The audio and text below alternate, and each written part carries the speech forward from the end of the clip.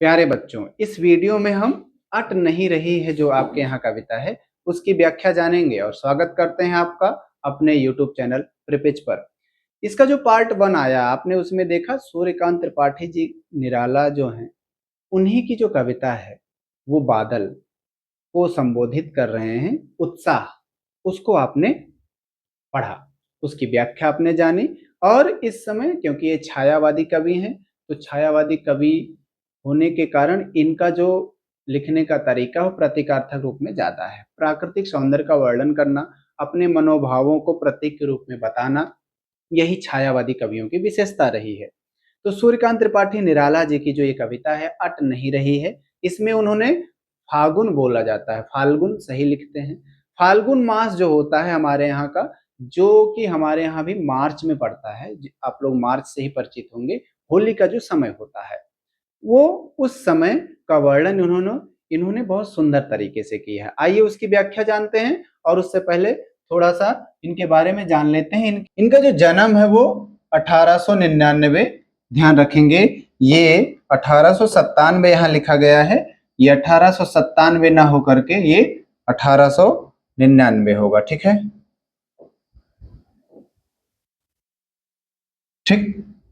इनकी मृत्यु 15 अक्टूबर 1961 ईस्वी में हुई। ठीक, इनका जो जन्म स्थान है वो बंगाल है और इनकी प्रमुख रचनाएं परिमल, गीतिका, अनामिका, जिसमें से ये जो इनकी रचना है ये अनामिका ये कुछ ज्यादा ही प्रसिद्ध है, बाकी रचनाएं तो इनकी मान लीजिए सब प्रसिद्ध है ये। ठीक है ना, आइए अब पाठ को शुरू करते हैं। अट नहीं रही है, इसका मतलब ये होता है कि ये क्षेत्रीय शब्द है। ठीक है ना, हमारे यहाँ अवध में बोला जाता है कि आंटत बांटत ना बा, इसका मतलब उनको पूरा नहीं पड़ रहा है। अट नहीं रही है, ये जो लाइन है इसका जो शाब्दिक अर्थ होगा वो ये होगा कि क्योंकि उन्होंने फाल्गुन मास के महीने का वर्णन किया है इसमें, तो फाल्गुन मास का जो महीना होता है उसकी सुंदरता जो है, उसका जो सौंदर्य है वो समा नहीं रहा है, उसके लिए जगह कम पड़ जा रही है। ठीक है ना, अट नहीं रही है का मतलब ये हुआ जगह का कम पड़ जाना या पर्याप्त न होना। ठीक है ना, अपर्याप्त एक लाइन में। ठीक है, तो सुंदरता के लिए इन्होंने प्रयोग किया है। जबकि अट का जो केवल अट की जब हम बात करेंगे, केवल अट शब्द का अर्थ होता है रुकावट, लेकिन अट नहीं रही है जब आएगा तो ये अट नहीं रही है इसका जो शाब्दिक अर्थ होगा वो अपर्याप्त होगा। ठीक है ना, ठीक, समझ में आया। पाठ को शुरू करते हैं। ठीक, लिखा है इन्होंने अट नहीं रही है आभा फागुन की तन सट नहीं रही है। इसका मतलब ये बता रहे हैं, ध्यान दीजिएगा, यहाँ इन्होंने फाल्गुन मास के महीने का मानवीकरण कर दिया है, मनुष्य की तरह प्रयोग किया है इन्होंने। क्या कहा है कि जो आभा का मतलब होता है उसकी जो सुंदरता है, चमक। ठीक है ना, और फाल्गुन जो ये फाल्गुन मास होता है हमारे यहाँ जो कि मार्च महीने में आता है। ठीक है ना, फरवरी 20 से शुरू होता है और ये माघ के बाद हमारे यहाँ जो हिंदी महीने में होता है वो आता है। ठीक, तन मतलब शरीर होता है, सट नहीं रही है, सट का मतलब समाना।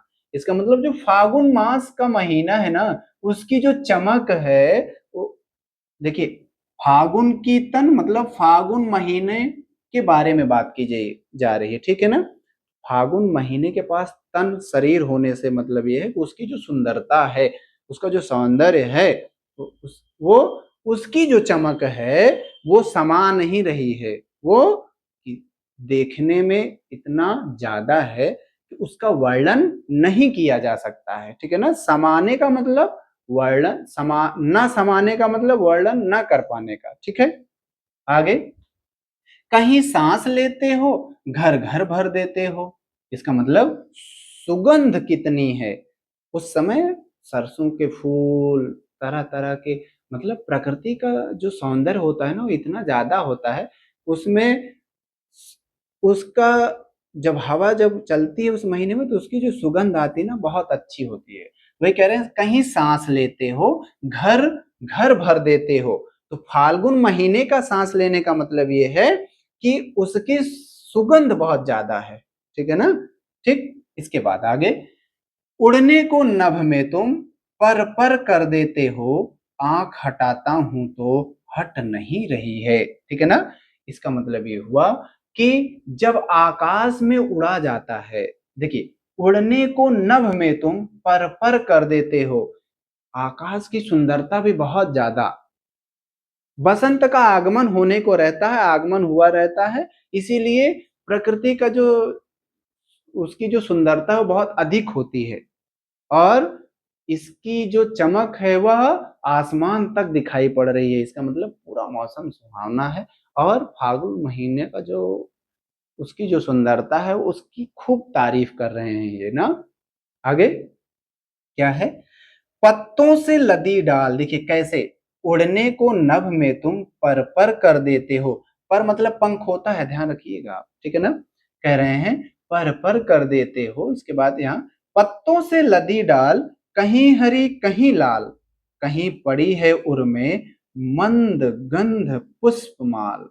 कितने अच्छे शब्दों का इन्होंने चयन किया है कि सुंदरता कैसे है, आप बता रहे हैं पत्तों से लदी डाल, क्योंकि उस समय बसंत आ गया होता है ना, बसंत का आगमन हो रहा होता है, तो नए नए पत्ते आए रहते हैं पेड़ों पर, नई नई कोपलें निकल रही होती हैं ना।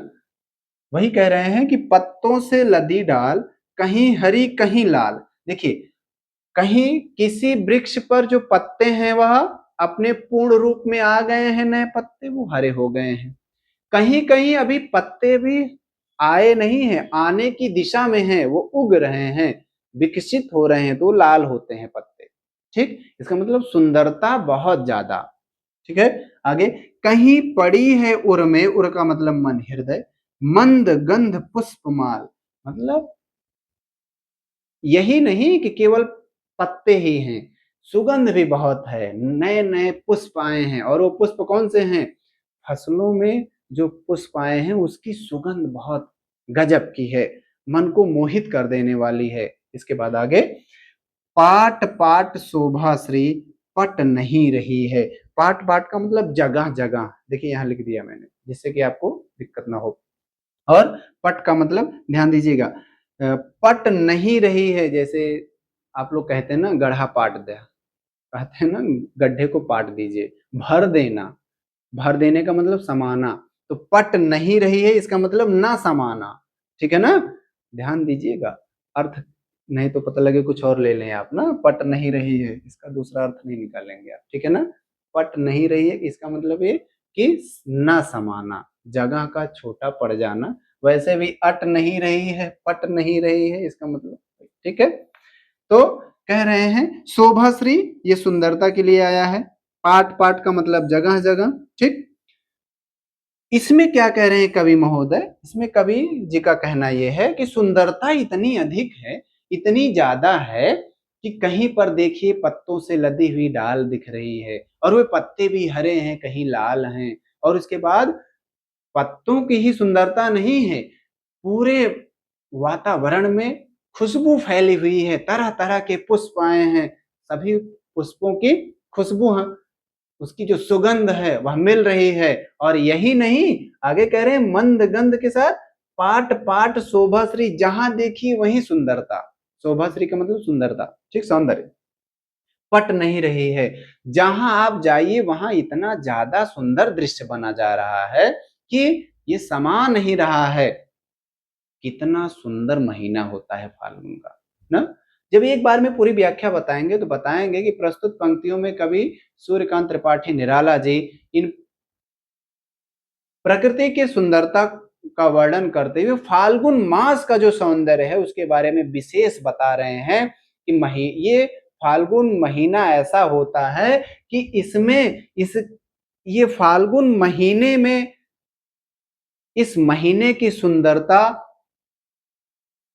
अपर्याप्त दिख रही है, उसके लिए वो समा नहीं रही है, वह इतनी ज्यादा है सुंदर, अट नहीं रही है का मतलब समा नहीं रही है, इतनी ज्यादा है इसकी सुंदरता कि छोटे पड़ जा रहे हैं। और इसके बाद है कैसा, कहीं सांस लेते हो घर भर देते हो, इसका मतलब सुंदरता के साथ साथ सुगंध फैली हुई है, और चारों तरफ केवल और केवल हरियाली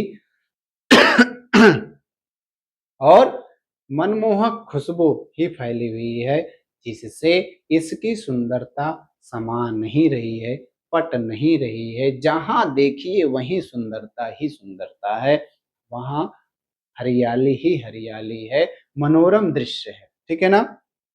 उम्मीद करता हूं समझ में आया होगा। ठीक है, चलते हैं, आगे बढ़ते हैं। देखिए, यहां पर जो व्याख्या है, अभी हमने जो बताया, 3 पार्ट में हमने डिवाइड करके आपको बताया। उसकी जो व्याख्या हमने लिखित में लिखा, वो भी 3 पार्ट में ही मैंने लिखा है। ठीक, इसको आप नोट कर लीजिए, जिससे कि हमने जो आपको बताया उसको आपको लिखने में सही शब्द मिल जाए, क्योंकि समझ में आपको आ जाता है, आप समझदार हैं, आप याद भी कर लेते हैं, बस आपको शब्द नहीं मिलते हैं। मैं किन शब्दों में कैसे लिखूं, तो जो आपके लिए शब्द नहीं मिलते ना, उसी पर काम करने के लिए हमने ये आपके सामने यहाँ लेकर के उपस्थित हैं हम। आप इसको नोट करिए, मैं थोड़ा सा किनारे जाता हूँ ना, स्क्रीनशॉट ले लीजिए, बहुत इजी रहता है, पॉज कर लीजिए, आराम से नोट करिए। ठीक, इसके बाद काव्य सौंदर्य की बात करते हैं। काव्य सौंदर्य में भाव सौंदर्य बताएंगे कि प्रस्तुत पद्यांश में कवि ने फाल्गुन ऋतु की अनुपम शोभा और प्रकृति के मनोहारी सौंदर्य का चित्रण किया है। देखिए, इसमें फागुन ही लिखा गया है, तो मैं भी फागुन ही लिख दिया। आप इसके लिए सही शब्द यदि ढूंढेंगे तो ये फाल्गुन मास होता है। ठीक, तो आप ये नहीं कहेंगे, फागुन भी आप कहेंगे। ठीक है ना? इसके बाद शिल्प सौंदर्य में भाषा आपको बतानी ही है। ठीक है ना? अलंकार में मानवीकरण, अनुप्रास अलंकार, पुनरुक्ति, प्रकाश अलंकार आया है। हाँ, बिंब की बात कर लेते हैं। बिंब में यहाँ लदी डालियां, ये सब क्या है? दृश्य बिंब है ना, कह दिया जाए कि हरे हरे पत्ते, देखने में ये देखने वाला दृश्य बन रहा है। और फलों से लदी हुई जो डालें हैं, हाँ ध्यान रखेंगे, जो मनमोहक गंध है, खुशबू है, ये इसको हम घ्राण बोला जाता है, घ्राण बिंब। ठीक है ना? जिसको हम ग्रहण कर सकें। ठीक है ना? सूंघने के लिए प्रयोग करते हैं। ठीक है ना? उम्मीद करता हूं ये आपको समझ में आ गया होगा। ठीक है, पढ़ते रहिए। और हाँ, यदि आपने वो उत्साह वाली कविता का जो एक्सप्लेनेशन है, उत्साह कविता की जो व्याख्या है, यदि आपने वो नहीं देखा है तो पार्ट 1 में आप देखिए, प्लेलिस्ट में मौजूद है चैनल पर, उसको आप देख करके समझ सकते हैं, आसान शब्दों में बताए हैं। इसके बाद इसी प्लेलिस्ट में ही आपको इन दोनों पार्ट का सार भी मिल जाएगा। ठीक है ना? व्याख्या के साथ साथ छोटा करके उसका सार, जिससे कि पाठ में क्या किया कहा गया है वो आपको पता लग जाए। ठीक, थोड़ा सा फिर से साइड होता हूँ, इसको आप नोट कर लीजिए, जो कि आपके लिए लाभदायक सिद्ध होगा। इसको आप पढ़ते रहिए, दोहराते रहिए। मिलता हूँ आपसे अगले वीडियो में, तब तक के लिए आपको धन्यवाद।